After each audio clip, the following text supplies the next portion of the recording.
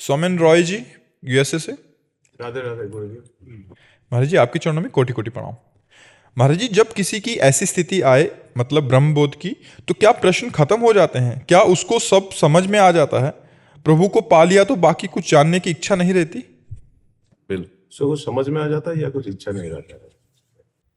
जैसे आप छक गए ना, तो आपको अनुभव हो गया ना, अब हम छक गए, फिर आपको भोजन की इच्छा उस समय नहीं हो सकती।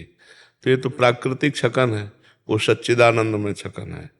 जो अपने स्वरूप का बोध हो जाता है तो ब्रह्मभूता प्रसन्नात्मा न शोचति न कांक्षति समः सर्वेषु भूतेषु मद भक्तिम लभते पराम। अखंड प्रसन्नता, पूर्ण निष्कामता, न कोई शोक, न कोई सोच, न कोई चाह, वो एक अलौकिक अनुभव गम्य है ना। तो उसे वाणी के द्वारा हम नहीं बता सकते या कोई नहीं बता सकता।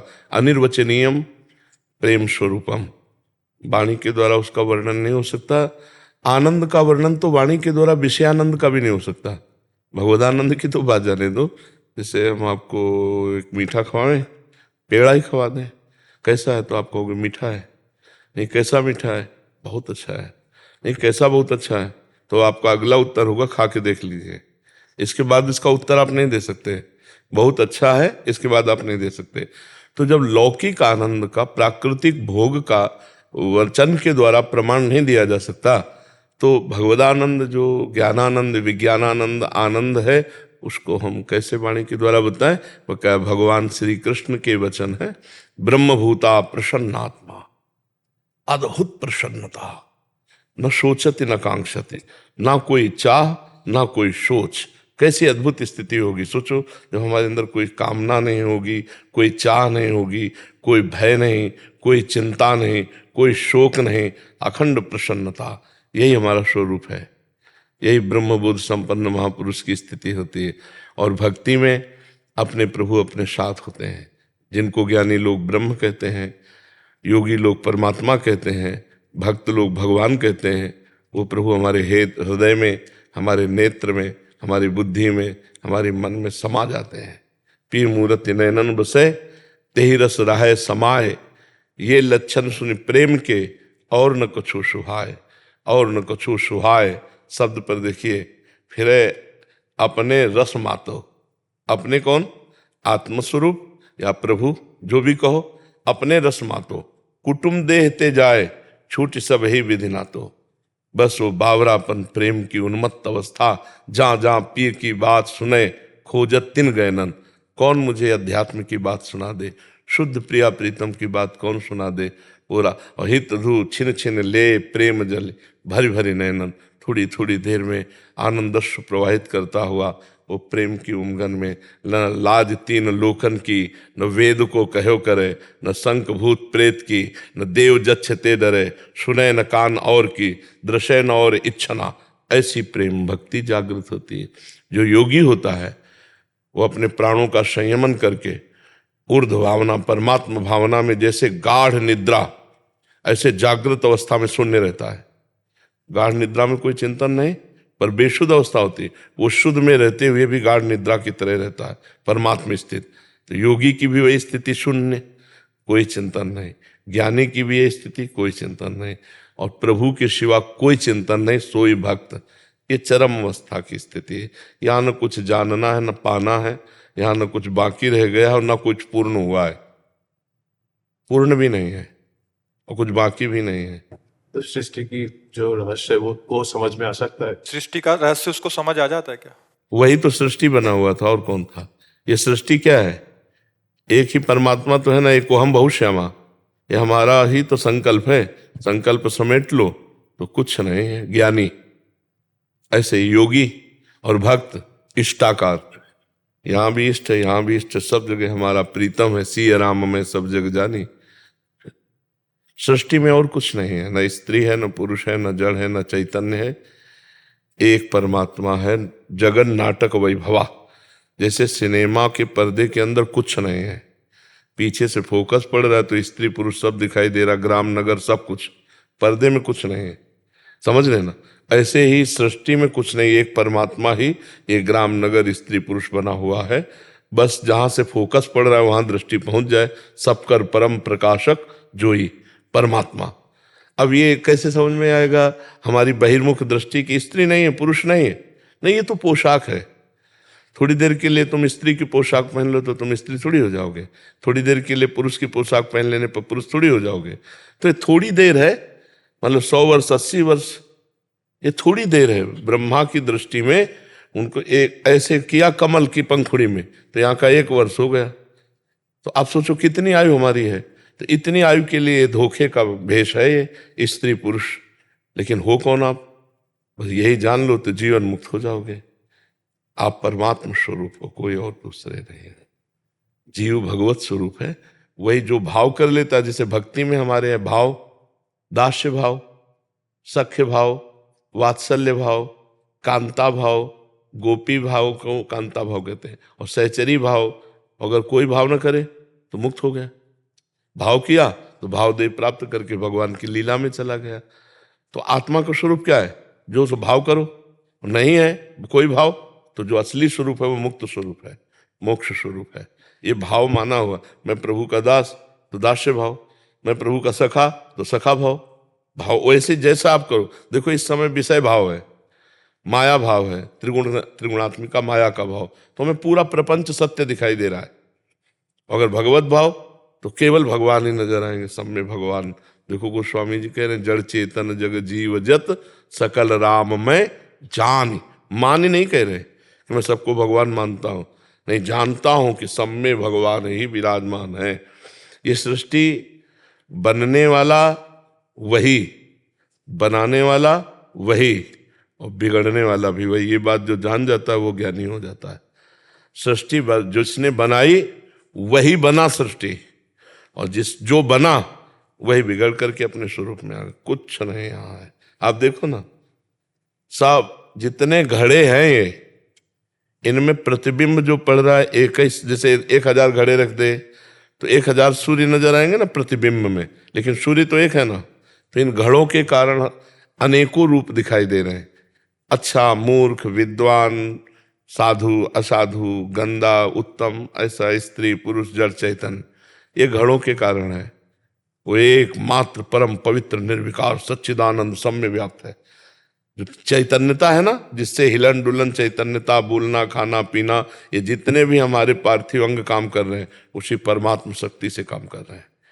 अब उसको हम भूले हुए हैं, उसको अलग अलग नाम दे दिए। जैसे आपका नाम क्या है, आपका नाम क्या है, तो आपको पुकारे तो आप बोल दोगे, लेकिन वो आपका नाम नहीं है, वो शरीर का संबोधन है। आप तो अनाम है, अरूप है। समझ पा रहे? वास्तविक ज्ञान जो है, अच्छा ना समझोगे तो 4 दिन के बाद फिर दूसरा वर्दी मिल जाएगी। सुअर, कुत्ता, गधा, कौन सी वर्दी मिले, फिर इसका चांस नहीं कि आप बैठ करके अपनी सुलझन को सुलझा सको। जो हमारी सुलझन उलझन में बदल चुकी है उसको हम सुलझा सकें। बहुत बुरी स्थिति है, फंसते चले जा रहे हैं। हमें लौटना है, मनुष्य जीवन में लौटना है। हम लौट नहीं रहे और आगे बढ़ते चले जा रहे हैं। गंदी बातों की तरफ इतना बढ़ते जा रहे हैं कि ये बात समझे में नहीं आ रही कि यार मुझे मुक्त होने के लिए अवसर दिया गया है, फंसने के लिए नहीं। माया ऐसे ऐसे दाने डालती जा रही कि हम फंसते चले जा रहे हैं। मैं पुरुष हूँ, मैं पति हूँ, मेरी पत्नी है, मेरा पुत्र है, मेरे माँ है, मेरे पिता है, मेरे अमुक है, पूरा राग पूर्ण जीवन व्यतीत हो रहा है। अगर इन्हीं में भगवान को झांक के देख ले तो मुक्त हो जाए, इनमें मोह कर ले तो फंस करके पुनरपि जननम पुनरपि मरणम पुनरपि जननी जठरे शयनम, बार बार दुख भोगना पड़ेगा। ऐसी विचित्र माया है कि ये ज्ञान होते हुए भी हम वही पाप कर्म करते हैं जो नहीं करना चाहिए। तो कैसे ये हम प्रयोग क्यों नहीं कर पाते ज्ञान का? जो हमारे अंदर ज्ञान है, सबको लगभग ज्ञान, प्रयोग क्यों नहीं? क्योंकि भजन नहीं है। भजन के बिना ज्ञान का प्रयोग नहीं कर सकते। और ज्ञान हो या ना हो, भजन शुरू कर दो तो आपके अंदर जो ज्ञान आएगा वो प्रयोग वाला आएगा। पढ़ लिख के जो ज्ञान होता है दूसरों को सुनाकर रुपया पैसा प्रणाम नमस्कार प्राप्त किया जा सकता है, माया की ग्रंथि का भेदन नहीं। विनिश्चितम बदामिते न अन्यथा वचांस में, हरिम भजन्ति नरा भवसागर तरंतिते। अगर भजन नहीं तो फिर ये कथा वार्ता ही केवल रह जाती है, अंदर का सिस्टम नहीं सुधरता है। कि ज्ञान तो है पर उसका प्रयोग नहीं है। प्रयोग है शांत, त्यागात् शांतिनंतरम। ज्ञान का मतलब क्या? शांति। श्रद्धावान लभते ज्ञानम तत्परः संयतेन्द्रिय ज्ञानम लब्ध्वा पराम शांति मचरे राध गच्छति। किससे यश कीर्ति प्रणाम नमस्कार? कोई द्वैत हो, दूसरा हो तो है। हम अपने हाथ से पैर छुए तो हमको कैसा लगेगा? कुछ लगेगा क्या?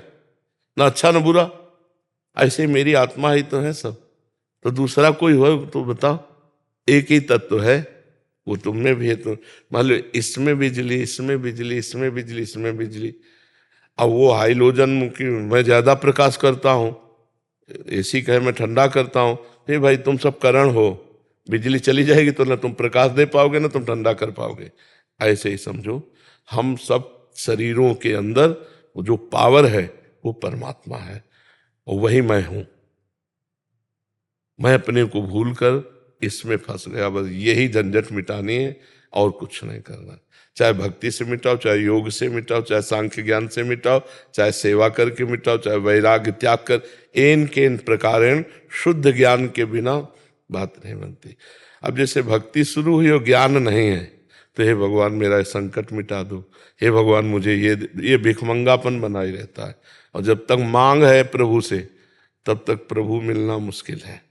जो भगवदानंद है वो तभी प्राप्त होता है, जाहि न चाही कबहु कछु, तुम सन सहज सने, तो बसहु निरंतर तासुर सो राउर निज के।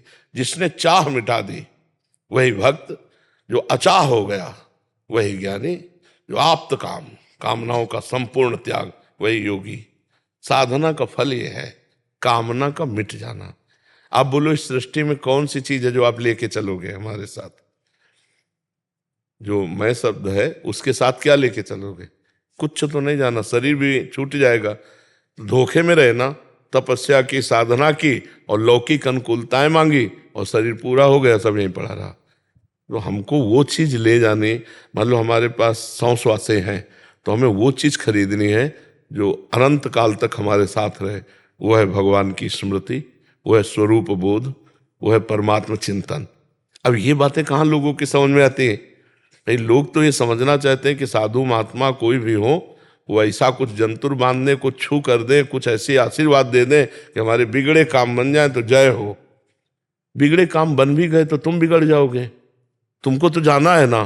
तो काम चाहे जितना बन गया हो, किस काम का? हम कह रहे 1 किलोमीटर में तुम्हारा मकान बना हो, भारत के सारे सुख तुम्हारे पास हो, मरोगे तो है ही है ना। और जब मरोगे तो क्या है, सब लाद के ले जाओगे? नहीं। तो फिर इनमें समय बर्बाद कर दिया और जिससे बोध होना था, जिससे परमात्मा प्राप्त, वो तो साधन किया नहीं, तो फिर गए ना 84 के चक्कर में। अब ये बात कहाँ समझ में आती है लोगों को? अगर किसी को ऐसा लगता हो कि संतों के हाथ धरने से काम चल जाता है तो हम सबके सर पे हाथ रख दे तुम्हारा काम हो जाए, ऐसा नहीं होता। काम होता है भजन करने से। हम भजन करेंगे और कामनाएं करेंगे तो भगवान उसकी पूर्ति। पक्का समझो फ्री यहाँ कुछ नहीं है, हम तुमसे स्पष्ट बता रहे हैं। ये ऐसी बाजार यहाँ फ्री कुछ नहीं है। यहाँ जो कुछ तुम्हें चाहिए तो तुम्हें कर्म करना पड़ेगा, या तुम्हारे पास पूर्व का बैंक बैलेंस पुण्य का हो तो मिलेगा, नहीं तो नहीं मिलेगा। अगर पूर्व का बैंक बैलेंस पाप अधिक है और तुम इस समय खूब मेहनत कर रहे हो तो भी नहीं मिलेगा, तुम्हें दुख भोगना पड़ेगा। भाई यही ज्ञान जैसे सृष्टि का हो जाता है ना, वो बड़ा प्रवीण होकर अपने को बचा करके निकल जाता है। तो ये ज्ञान तो केवल संतों से मिलेगा, शास्त्र में आप नहीं पकड़ पाओगे। क्योंकि शास्त्र का अनुभव करके जब वो बोलते हैं हमारी भाषा में सरल, तो हम समझ जाते हैं। शास्त्र भाषा ऐसी है कि जैसे राजा के खजाने को बहुत भूल भुलैया में रखा जाता है। मार्ग वही है पर इतने मार्ग बता दिए गए कि वो आदमी पहुंच नहीं पाएगा जहां खजाना रखा है। तो जो राजा का निजी जन हो जाता है उसको पता होता है कि ये सब भूल भुलैया, सीधा ये मार्ग है। जैसे हम कभी कभी कहते हैं, देखो तुम लोगों को ज्यादा चिंता करने की जरूरत नहीं, तुम अपने कर्तव्य कर्म को भगवान की पूजा समझो, अपने परिवार में भगवान को देखो, नाम जप करो, इसी से भगवत प्राप्ति हो जाएगी।